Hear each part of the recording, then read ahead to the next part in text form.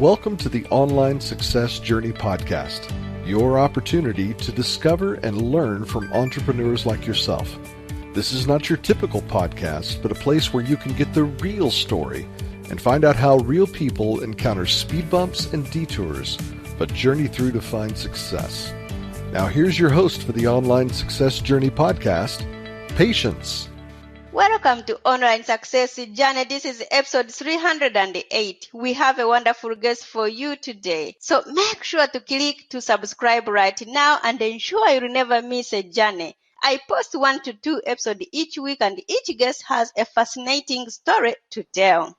Joining us today is Dr. Stephanie Krol, a professor, author, multi-award-winning educator, publishing consultant, speaker, curriculum and training developer. Hello, Dr. Stephanie. Hi, thanks for having me today. Thank you for coming. I know my audience are excited to hear your story, but start by telling us one thing we are going to learn from you today that will help us on our journey to success. Oh my gosh, one thing about my journey to success. Oh my goodness. Well, I'll tell you, it's been a life of about 7 different lives. I've done a lot of different things. And when my dog got sick, I couldn't stand to have him go through surgeries and possibly lose him.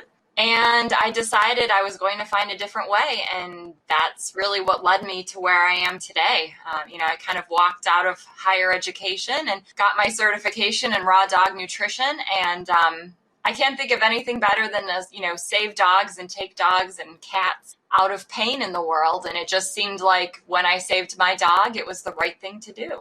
Wow. Well, I can't wait to hear more about this. Let's get started with the basics. Can you tell my audience a little bit about your background, about what you did before you started your online business? Yeah, absolutely.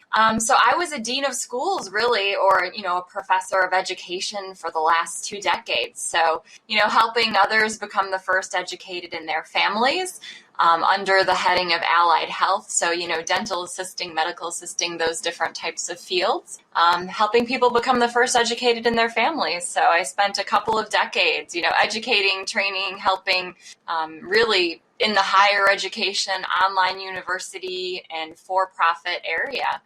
And really loved it. It was a wonderful field. I had amazing staff. I could never have done or, had the success that I had without my amazing staff, and very much loved it. But when I had this opportunity and when I saw people, as you get older, anytime you hit over 40, you start to think, what am I going to do with the rest of my life? Is this really what I want to do? How stressful is my current job? Is it really, am I going to make it to 50 this stressed out? And I was working 10 to 12-hour days, 6 days a week. And, it was really stressful. And I saw a lot of people around me with headaches and migraines and sick and high blood pressure. And it was really also what led me into functional medicine. So I moved out of education into functional medicine as a practitioner reversing autoimmune diseases. In the United States, one of the biggest killer of folks in the United States are autoimmune diseases. So, these are things like type 2 diabetes, high blood pressure.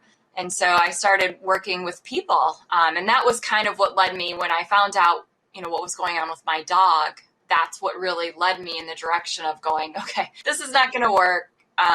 This is not the type of dog that I can just do surgery with. It really, my book that I wrote led me down the path of explaining health and wellness of pets really through functional medicine with people. So even if, humans read my book, they're going to understand even how to make themselves healthier, and what actual food is. Not processed food that you get from a drive-through. That's not actually food. Actual food would be an apple that you can hold in your hand that has, all the nutrients with it so your body can recognize it and, get the nutrition in your body from it, not synthetic supplements and not processed items and not GMOs and, all those fun things that we hear about today. But people are much more aware of health now. They want to know how to be healthy, how to boost their immune systems. And that's really what I do for people today as well. I can do blood work at the cellular level. We send in tests for that and we can optimize their nutrition levels as well. So it's just kind of, pets and people and helping people be healthy, helping pets be healthy, and reversing disease around the world is kind of what I'm doing. You mentioned that you wanted to save your dog, but really, why do you do this? Why do I do this? When I was probably 5 years old, I started riding horses, and I was an only child. And so when I was born and when they brought me home as a baby, I had a dog. And so my entire life, I've had a dog since I was literally born. And so I was always an animal person. Dogs and horses were always my thing growing up. And I had, cats. Every little kid, it's like, oh, I want kittens. And so I had kittens and things like that. But yeah, I was supposed to be a veterinarian originally, and I became a veterinary technician and a lab tech. And I did that when I was 16, in preparation to become a horse veterinarian. But once I got in the business and I was really good at it, I really loved it. I used to assist in surgeries and do everything. But as I kind of grew into it and got into college, I realized, it was really not what I wanted to do, because I witnessed people bringing in their dogs and cats, and they were like, well, I'm moving. I don't want to take care of my pet anymore, so you can go ahead and put it to sleep. And, that didn't really set well with me. So I would have been the type of veterinarian that would have had, a huge farm with hundreds of acres. I would have just taken the animals myself. Today it's changed. They're often adopted. They're not just put down, which is great. But back in the day, this was the late 90s back then. And I was in a small town in Michigan. And that's really how it used to be. And so I just realized that either I was going to be a crazy person taking a whole bunch of animals in, or I should probably not do that. So that was when I decided it wasn't for me at the time. And I'm so glad I didn't, because now I actually get to reverse disease and make animals healthy. When you're putting kind of Band-Aids on things and you're giving drugs and things like that, that creates toxicity, and that actually takes away from health, as opposed to creates health. So, I would have been 20 years down the line in a long career, and I actually would have been kind of creating disease and, really destruction in animals. And that would have not been an easy pill for me to swallow at this point, with the knowledge that I have and being in functional medicine, and understanding how disease is really created and cancer and those types of things. So I'm elated, to be fortunate and grateful to be able to, have consultations about dogs. I mean, I can't think of anything better in the world than a dog. They support you no matter what. They love you no matter what. And their entire life is dependent on your level of knowledge and education, that you have to keep them healthy. So I just love it. I'm still an educator, but I'm an educator of health and wellness. Let's put man aside. How did you know you are successful in your new business of wellness? Probably because it was a real passion. And I always tell people that if you can find your passion and find something that you really love, you'll just keep pushing forward no matter what. And I think, to be successful in general, it's really that not giving up, pushing forward, riding horses like I did. And, they always said, you got to get back on. So it's just kind of that same mentality of pushing forward. And when you really love something and you really feel like you're doing what you're meant to be doing, which is probably, I feel like I was meant to be an educator, but now I've really honed in to where I'm supposed to be educating and on what area. And it really feels like just the right place to be. And so it's just, like I said, it's a really grateful place to be. And I'm doing all I can, with my book and, being on your cast today, just whatever I can to get the word out, to let people know that you can create health and wellness, whether it's for yourself or your pets, and you don't have to be stuck feeling bad or sick or overweight, or having autoimmune diseases. It's just not, medicine has evolved to a point where it just doesn't have to be that way anymore. And you don't have to be drugged for it. And most times you don't need surgery for it either. So always get that second opinion. And I always tell people, just because you don't have that degree, or maybe you don't have a degree at all, make sure common sense. We all can have common sense, right? Make sure you're getting second opinions. And just because someone has education that you don't have, it's not really a brilliant thing to do to just simply follow them. Make sure you've got common sense. And if things don't sound right, move on. You mentioned your book. What made you write that book? when I had reversed my dog's disease and I saw him, when I finally found the answer, I mean, it was like sometimes, 24 hours awake, researching, talking to the top holistic veterinarians, nationally, internationally, in the top, Chinese medicine and homea. I mean, I went to the far ends of the earth to get answers. And I took my own, knowledge over 40 years of having had horses and dogs, plus my knowledge of functional medicine. And I realized that diet, even if you do toxic things to yourself, whether you're people or pet, and you've got a really great diet and your nutrition levels are on point, it makes you very resilient and it allows your body to detox those things. And so I learned about natural healing principles and natural terrain and natural hygiene and terrain theory. And I just said, you know what? This makes sense to me. It was really that common sense that I talk about. So I didn't have to be,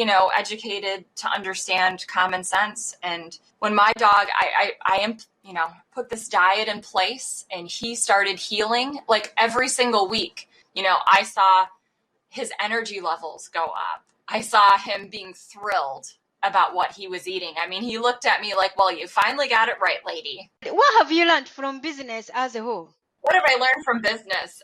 You should treat people as you'd like to be treated. That's probably one of the things I've learned from business. But you know what? If you take care of people and respect people, you get the respect back. It's really just part of being an educator.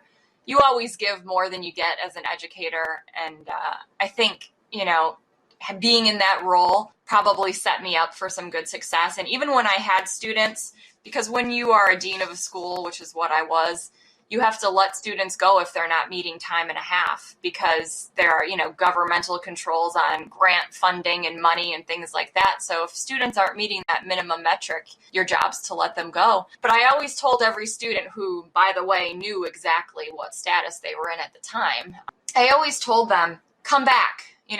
We always sat down and talked about whatever was preventing them from being successful. Whether that was money, whether that was a place to have their children that they could pay for, so that they could come to school. No matter whatever the situation was, I always told them to come back, because just because something is, working on them right now where they're not being successful doesn't mean they can't start over, come back, pick up where they left off, and finish the career, the goal, the job that they were working towards. And I just think that's, whether it's business, professionally, whatever it is, I think if you treat people fairly, I just think it's the right thing to do. So a lot of what I do is just my methodology and madness about, treating people right, doing the right thing, being a straightforward person. I just think that those are the things that make you successful, I think. Your madness is working.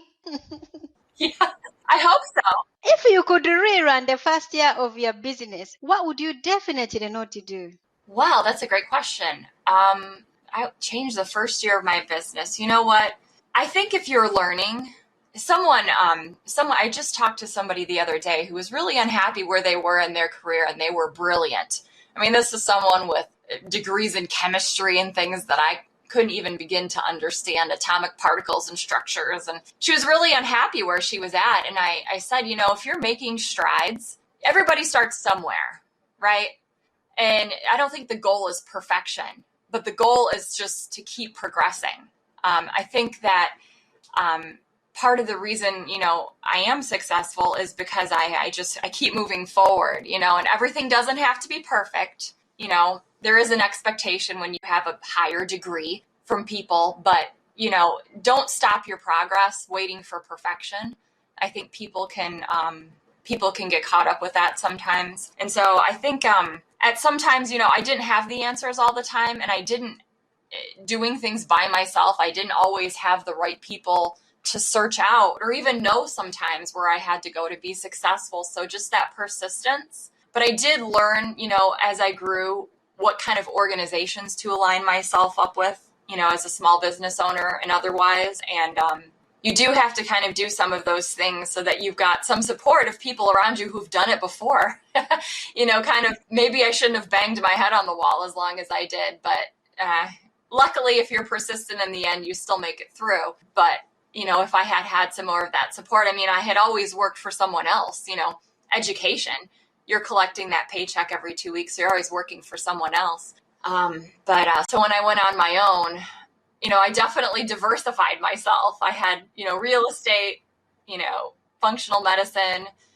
So I wanted to make sure if I wasn't doing well in one area that I could make sure I didn't have to work for somebody again and do well in the other area. But I would say, surrounding yourself, I would have probably gotten to where I needed to go quicker if I had surrounded myself with more business people and things who had done it already. That's probably one thing that, maybe I would have changed. What is the most valuable thing you have ever given away?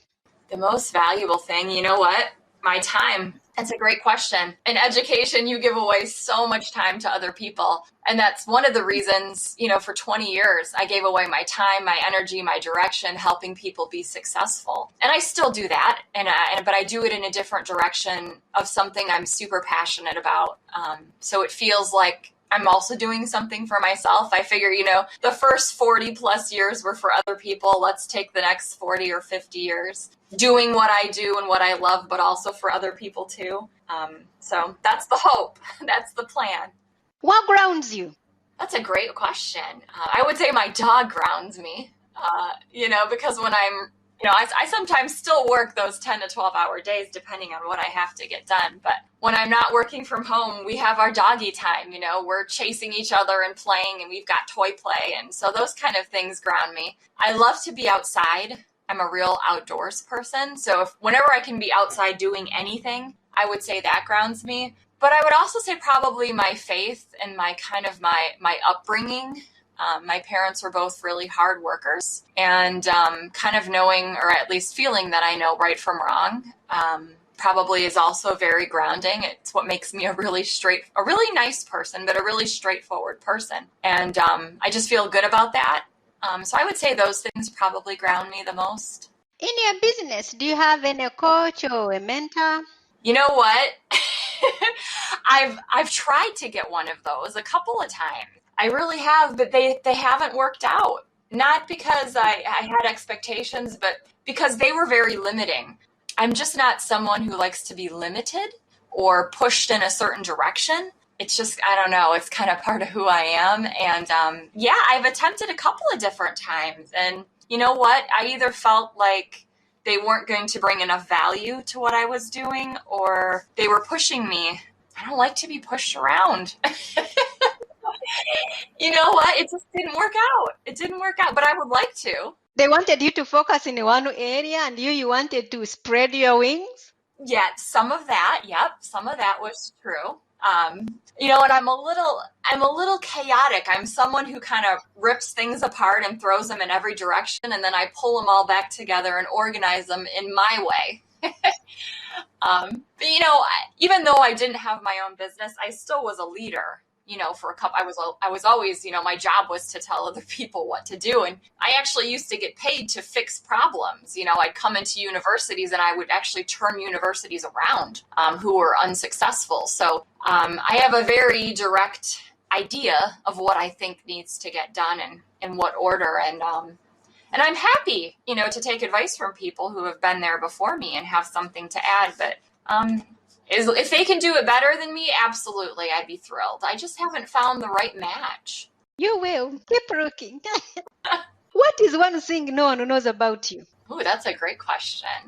I suppose I appear as a pretty tough person, and I am. But I'm also, I really do like people liking me and supporting the things that I do. And I'm typically the one supporting other people, all their passions and their dreams and pushing them forward. So I really enjoy when someone genuinely supports me back. That's probably something people don't know. What is the most important question to ask someone who has bought from you? My clients, whether they're animals or people, I actually created a document.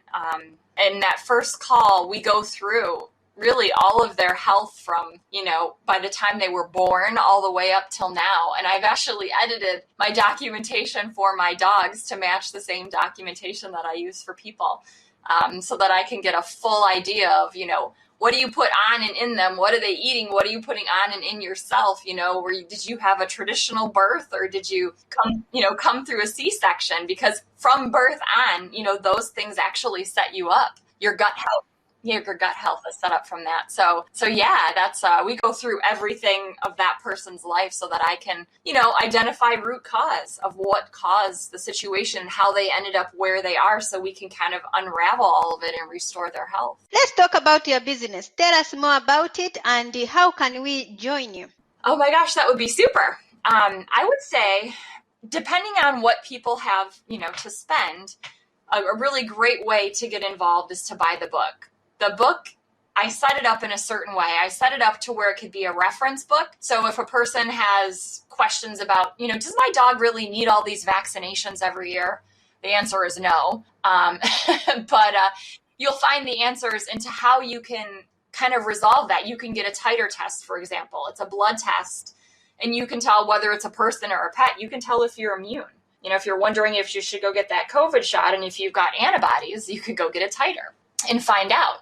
Over vaccination and overdoing of anything, drugs, medications, causes toxicity. And that's just kind of a general fact across the board. So you can go into my book and go into a chapter. I really made, or tried to make, my book a one-stop shop, for anybody who loves their dog and cat, and they're like, oh my gosh, I madly love my dog and cat, and I want them around as long as possible. And I want to make sure they're happy and healthy and pain-free. That's where, that's what I wrote my book about. And I created a diet that you can just simply go right to the diet and implement it, or you can read the book and read my story and the reason that I did this book from beginning to end. I would say that's a really cost-efficient way to jump in. And then you could sign up for consultations if you've got questions, or if you're implementing and you need ideas, definitely can sign up for consultations through my website. And then I also have a page. I've got an author page, and I've got my business page, and I put, tips, tricks, information, anything that I can think of on my page where people can follow and participate. And they can go on my pages, my Facebook pages, and ask questions as well as they're going through the process.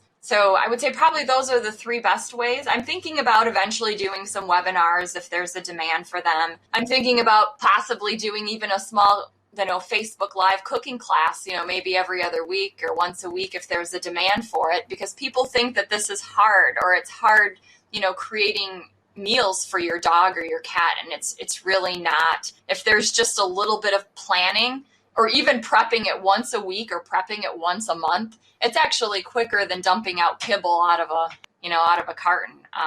Because it'll be all prepped. You just literally can prep it in the bowl and feed it right from the bowl, or dump it into a bowl. And you'll see the health changes on a weekly basis, depending on how sick your pet might be. And you'll just know you're on the right track. I mean, on a weekly basis with my dog, it went from his joy, just his simple joy, of eating what I was feeding him. He was talking to me. He was 11 years old at the time, and he had never talked to me before. He's like, lady, get this food ready. It's delicious,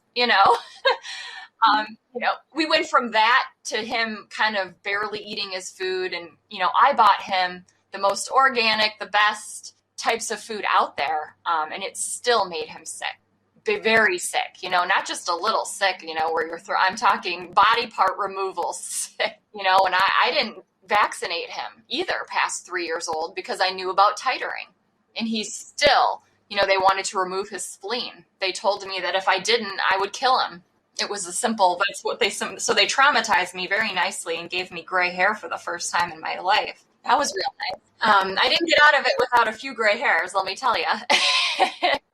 If someone is out there thinking, well, I'm always in pain, I'm always taking this, the medication is not working, should we also contact you? You know what? Absolutely.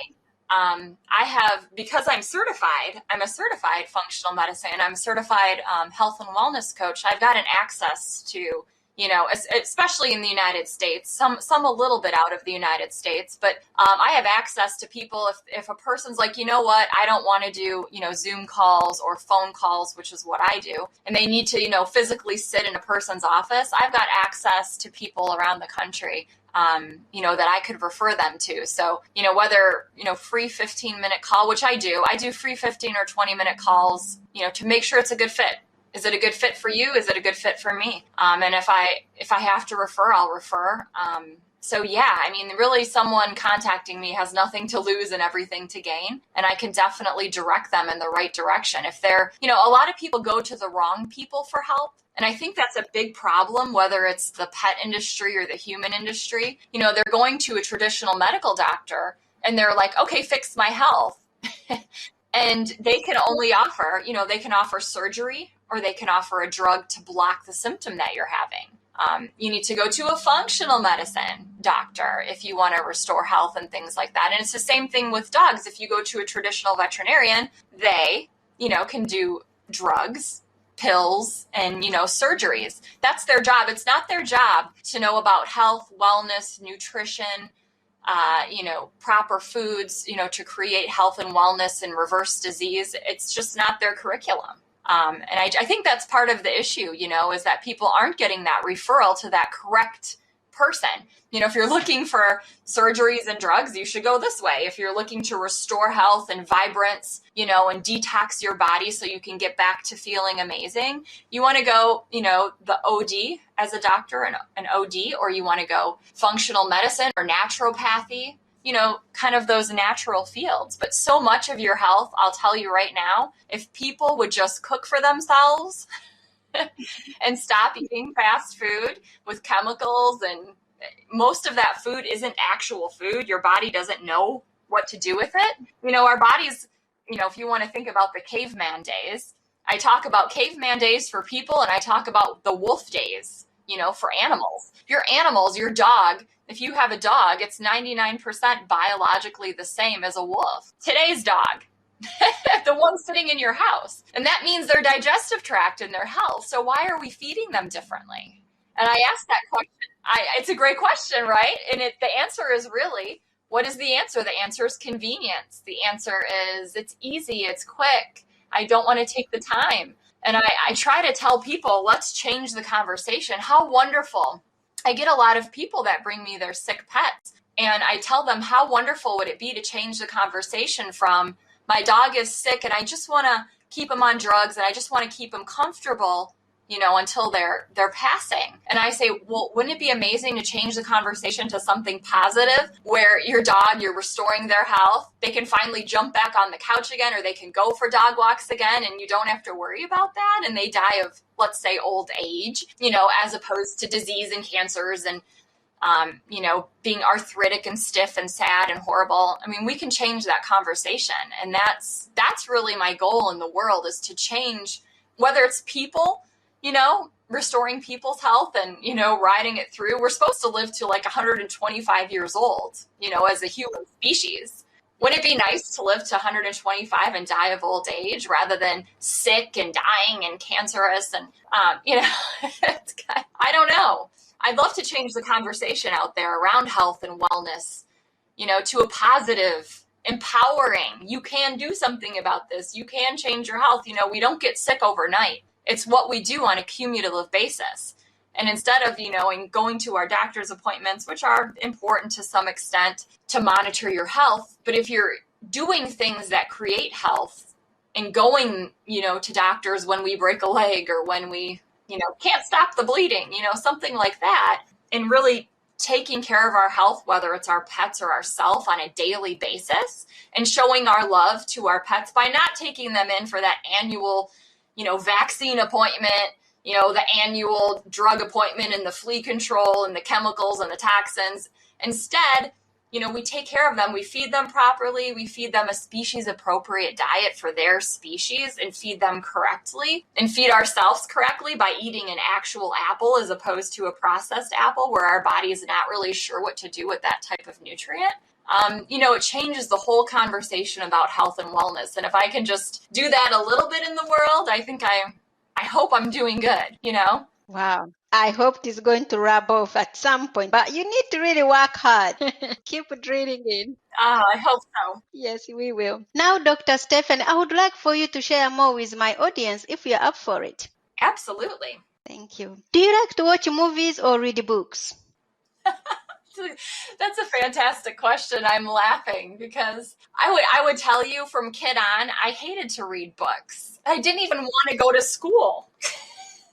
I wanted to be like out in the world, and people go, how the heck did you get a doctorate if you don't like to read books? And I did read the books, but it was never something I enjoyed that much. I always wanted to be, I wanted to be out riding horses, which is, what I did as a kid. I wanted to be training and teaching other people.